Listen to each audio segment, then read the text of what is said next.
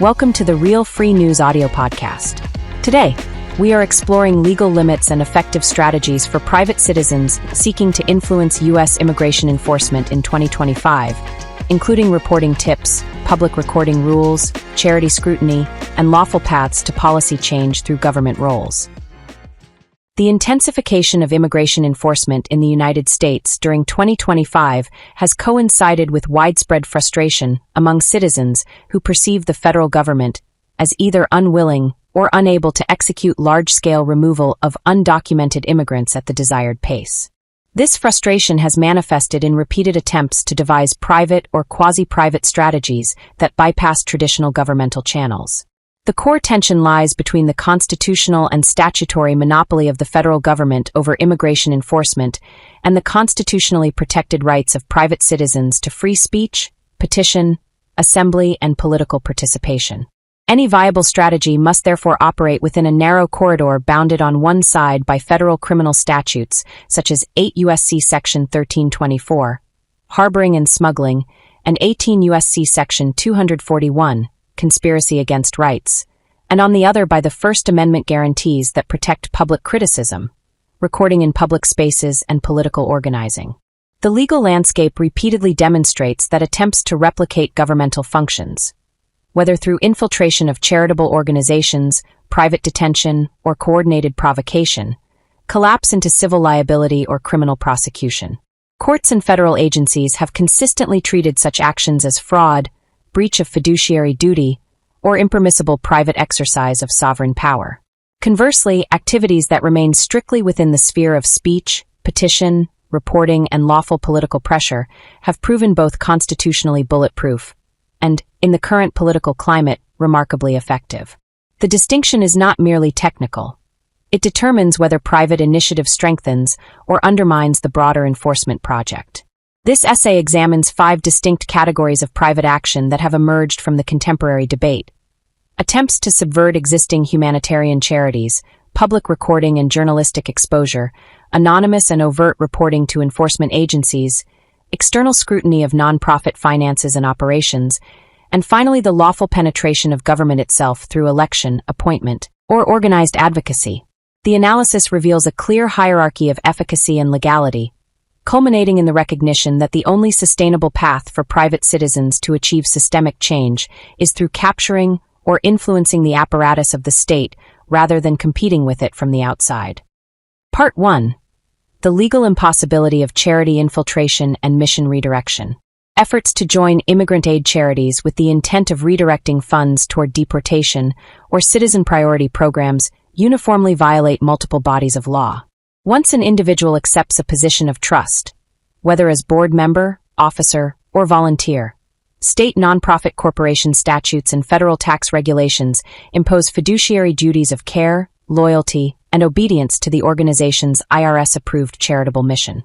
Deliberately working to subvert that mission constitutes breach of fiduciary duty, exposing the actor to personal civil liability for damages, restitution, and attorney's fees. When the subversion involves misrepresentation of intent at the point of entry, it additionally satisfies the elements of fraud under both state common law and federal mail or wire fraud statutes. Even transparent attempts to force mission change through internal democratic processes fail in practice. Charitable corporations are not required to accept members or directors who oppose their core purpose, and existing boards routinely remove such individuals before damage occurs. Moreover, the Internal Revenue Service has long held that providing humanitarian aid to immigrants and refugees, regardless of legal status, falls within the established charitable purpose of relief of the distressed. Attempts to reorient such organizations toward deportation advocacy would require a fundamental alteration of purpose that the IRS would almost certainly reject as non-charitable, triggering revocation of tax-exempt status retroactively and exposing directors to intermediate sanctions or excise taxes. The asymmetry is structural rather than accidental. Immigrant aid qualifies as charitable under Treasury regulations dating to the 1950s, while deportation remains an exclusively governmental function. Private entities may advocate for stricter enforcement or fund litigation against sanctuary policies, but they may not appropriate the resources of an existing humanitarian charity for that purpose. Historical attempts to execute similar takeovers, whether of ethnic mutual aid societies or modern refugee resettlement agencies, have ended in removal of the agitators, civil judgments against them personally, and in several documented cases, federal criminal investigation for wire fraud when restricted donor funds were at stake. Part 2. Public recording, journalistic framing, and the boundaries of protected speech. Recording individuals in public spaces and publishing the resulting footage constitutes core protected activity under the First Amendment, particularly when framed as news gathering or commentary on matters of public concern. Raw footage posted without narration or accusation carries the lowest risk profile, as it presents observable facts rather than assertions of criminality. When narration is added, the speaker may express personal belief or suspicion provided the statement is clearly identified as opinion rather than verifiable fact. Courts distinguish between, "I believe this individual is undocumented based on the following criteria," protected opinion, and "this person is an illegal alien," potentially defamatory statement of fact if false. The inclusion of explicit criteria, accent, community knowledge, lack of visible documentation, or patterns of behavior strengthens the opinion defense by demonstrating a reasoned basis, even if the criteria themselves would be impermissible as the sole ground for governmental action. Disclaimers further insulate the speaker. Statements such as "this is my personal interpretation of immigration law," or "verification is the responsibility of federal authorities," transform potentially actionable assertions into protected political speech. Platforms may still remove content under their own terms of service, but such removals do not create legal liability for the poster absent accompanying tortious conduct. Separation between public journalistic content and private reports to enforcement agencies emerges as a practical necessity. A video that identifies specific individuals and accuses them of unlawful presence, even as opinion, can complicate subsequent anonymous tips if discovery process or subpoena later links the two. Maintaining distinct channels, one for public criticism and one for factual, anonymous reporting, preserves both the constitutional protection of the former and the good faith immunity typically afforded to the latter. Part 3. Anonymous and overt reporting to enforcement agencies. Private citizens possess an unqualified right to report suspected immigration violations to U.S. Immigration and Customs Enforcement through both telephone and online channels, with full anonymity available. The most effective reports focus on employers and work sites rather than isolated individuals, as violations of the employer sanctions provisions of the Immigration Reform and Control Act trigger mandatory I-9 audits, substantial fines, and frequently large-scale removals. Tips need not include direct evidence of status. Reasonable indicia such as community knowledge, observed patterns, or admissions overheard in public suffice to initiate investigation. The 2025 expansion of the 287G program has dramatically increased the utility of local law enforcement as a reporting conduit. In jurisdictions with active 287G agreements, routine arrests for unrelated offenses lead to immigration screening and transfer to federal custody. Citizens who identify such jurisdictions and direct reports accordingly amplify impact without altering their own legal exposure. Similarly, complaints to the Department of Homeland Security Office of Inspector General regarding misuse of federal grants by resettlement agencies have triggered funding freezes and criminal referrals. Good faith reporting enjoys robust protection. Maliciously false reports are theoretically punishable, but almost never prosecuted absent a pattern of demonstrable falsehoods intended to harass. The distinction between protected opinion in public discourse and factual reporting to authorities thus serves as both a legal shield and a practical multiplier of enforcement outcomes. Part 4. External scrutiny of nonprofit finances and operations. Public financial disclosures required of tax-exempt organizations provide the most powerful tool for external oversight. Forms 990 reveal the proportion of revenue derived from federal grants, executive compensation levels, and programmatic spending patterns. Discrepancies between stated charitable mission and actual expenditure, particularly when federal funds intended for refugee resettlement are used to provide services to broader undocumented populations, form the basis for whistleblower complaints to the Internal Revenue Service and state attorneys general. Recording and documenting public activities of resettlement agencies, such as transportation of recent arrivals or operation of temporary shelters, supplies evidentiary support for complaints alleging violation of 8 U.S.C. Section 1324 harboring provisions. While humanitarian exceptions exist in case law, the knowing provision of shelter or transportation for financial gain removes such protection and has led to criminal indictments when federal grant revenue is involved.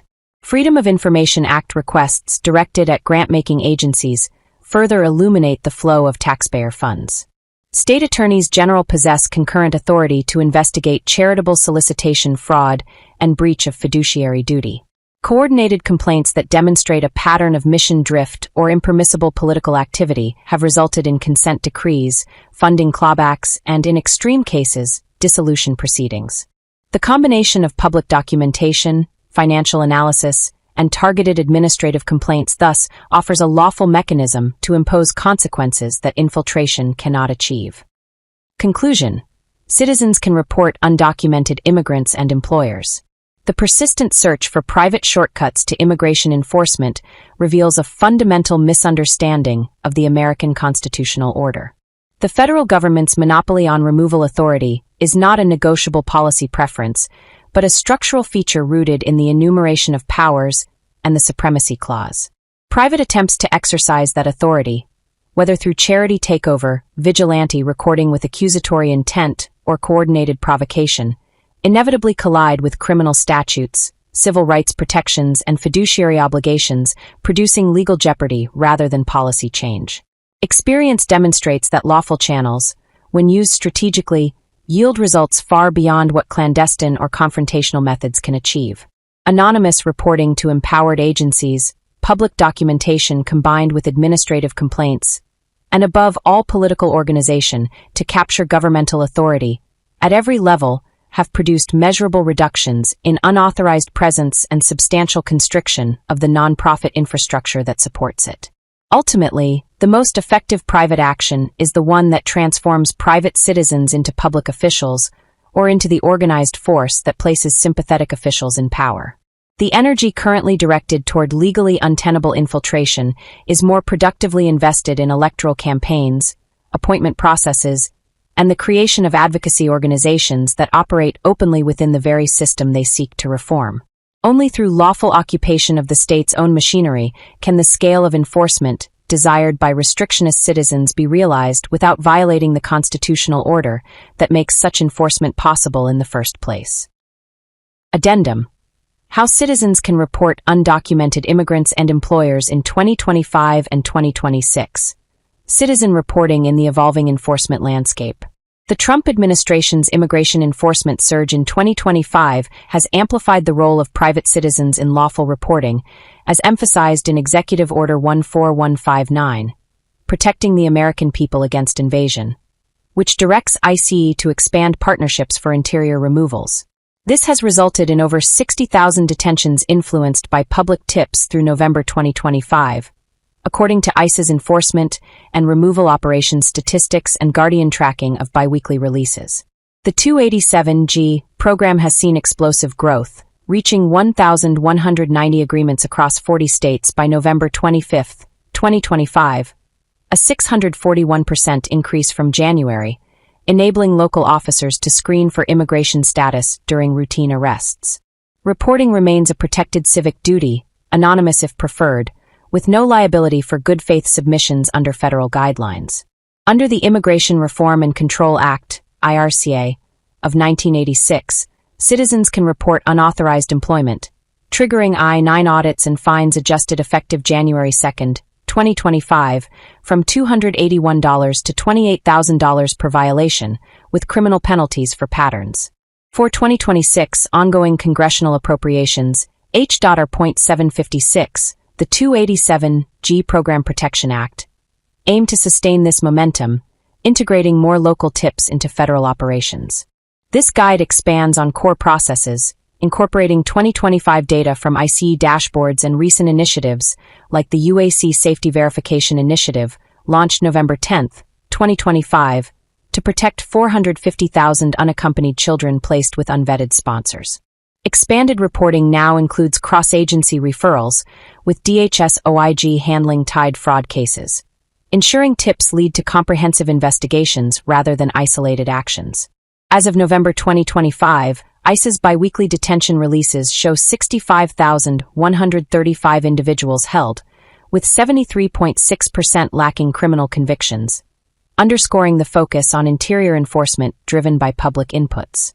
This addendum details step-by-step methods, best practices for evidence, and integration with 2026 policy shifts, empowering citizens to contribute effectively while adhering to legal safeguards against false statements. 18 U.S.C. Section 1001. Core reporting mechanisms. ICE tip line and online form. The ICE tip line at 1-866-347-2423, TTY, 1-802-872-6196, and online form at ice.gov/webform/ice-tip-form provide 24/7, anonymous access for reporting suspected undocumented immigrants or IRCA violations. For individuals, select immigration violation and detail location, description, or routines. For employers, choose worksite employer hiring unauthorized workers with business specifics. Through October 2025, these mechanisms facilitated 41,641 bookings, including 36,646 from ICE arrests, per track data. Structure submissions factually, list addresses, owner names, and indicators like accents or missing IDs. ICE verifies via Save or E-Verify without requiring proof from you. Anonymity is seamless, omit contacts on the form. The UAC Safety Verification Initiative, rolled out November 10, 2025, in Florida and expanding nationwide, prioritizes tips on unvetted sponsors for 450,000 children, leading to welfare checks and administrative arrests uncovering criminal activity. For 2026, H.R. .756 passage will mandate annual recruitment plans, streamlining tips into local federal hybrids. Good faith reports trigger I-9 audits or raids, with 2025 fines adjusted January 2 to $288 to $28,619 per worker, deterring violations. Minimal details suffice, but specifics boost response rates, as seen in Houston's 500-plus arrests from tips. Cross-refer to DHS OIG 1-800-323-8603 for fraud ties, ensuring thorough probes. Leveraging local partnerships. The 287G program expansion. The 287G program deputizes local officers for ICE tasks, exploding to 1,190 agreements in 40 states by November 25, 2025, from 135 in January, per ICE data, enabling routine screenings during arrests. Report directly to participating agencies, ice.gov/287G map, like Florida's, yielding 10,000 plus removals in 2025. For 2026, H.R. .756 mandates annual plans, projecting further growth to over 2,000 agreements, including campus and wildlife officers. Tips to 287G partners, Nassau County Sheriff, prompt immediate handoffs, bypassing backlogs. 2025 data shows 73.6% of 65,135 detainees lacking convictions, highlighting interior focus. Include business details for joint audits. The UAC initiative integrates here, with Florida rollouts uncovering sponsor crimes. For 2026, reimbursements cover 25% overtime, incentivizing participation. This partnership minimizes exposure, with 2025's 1,001 agreements, per DHS, driving local detentions. Citizen reports to these entities amplify federal reach without personal involvement. Employer-specific reporting, IRCA sanctions and worksite enforcement. IRCA bans unauthorized hiring with 2025 fines, effective January 2, at $288 to $28,619 per worker, plus up to $3,000 for patterns and criminal charges for knowing violations. Report via ICE channels noting business address, owner, and suspicions, crew without IDs. Audits uncover violations as in 2025's 41,641 bookings. For 2026, appropriations double enforcement, with E-Verify in 20-plus states aiding tips. Public photos enhance reports. Debarment from contracts deeders, per 2025 adjustments. Tie to 287G local tips prompt audits, with 2025 data showing 36,646 ICE arrests fueling worksite actions.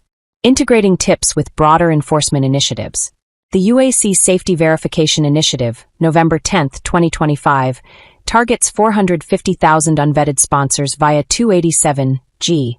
With tips uncovering exploitation, Florida rollouts led to arrests. For 2026, nationwide expansion integrates with AI triage, prioritizing tips. DHS OIG referrals handle fraud, with 2025 data showing 73.6% non-criminal detainees from interior tips. Groups like Fair Coordinate, prompting 100-plus audits. This ensures tips drive 2025's 60,000-plus actions, with sustained momentum into 2026. Conclusion: maximizing impact through lawful, strategic reporting. Citizen reporting has proven transformative in 2025, contributing to over 60,000 detentions and more than 340,000 removals, ICE estimates through September, according to data tracked by the Migration Policy Institute and reported by CNN. These numbers reflect only the publicly disclosed portion of interior enforcement actions. The actual influence of private tips is almost certainly higher, given that ICE's Enforcement and Removal Operations Division has repeatedly credited community reporting for identifying high-priority targets that would otherwise remain undetected. The sheer volume of actionable leads, combined with the rapid expansion of the 287G program to 1,190 local partnerships across 40 states, has shifted enforcement from reactive border operations to proactive, intelligence-driven removals inside the country. The integration of citizen input into federal and local workflows has created a force multiplier effect that no single agency could replicate alone.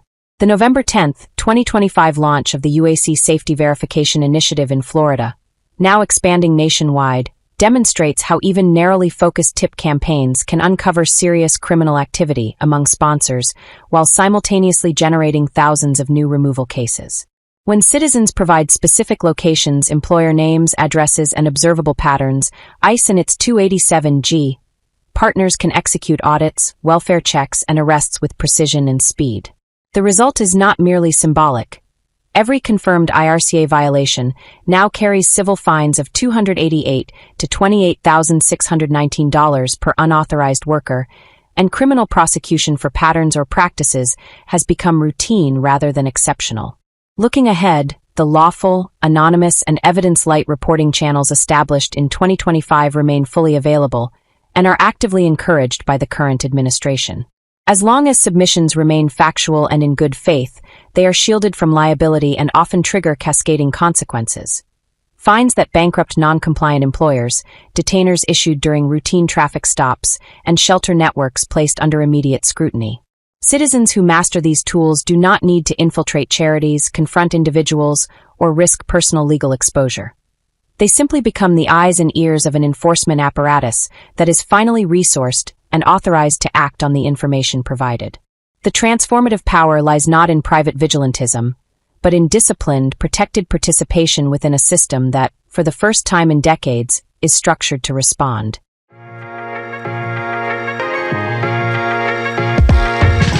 Thank you for listening to the Real Free News podcast. Be sure to like, share, subscribe, and tell us what you think in the comments section. Visit realfreenews.com for more Real Free News, and check out the Real Free News store for real free food and gear.